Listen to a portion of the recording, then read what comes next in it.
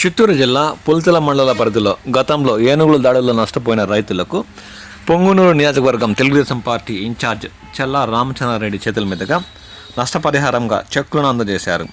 ఈ సందర్భంగా మండల పరిధిలోని కల్లూరు, దేవలంపేట, బోడిరెడ్డి గారిపల్లి పరిసర ప్రాంతాల్లో గతంలో ఏనుగుల దాడుల్లో నష్టపోయిన రైతులకు ఇన్ఛార్జ్ చెల్లా రామచంద్రారెడ్డి చేతుల మీదుగా అటవీ శాఖ అధికారుల ఆధ్వర్యంలో చెక్కులను పంపిణీ చేశారు.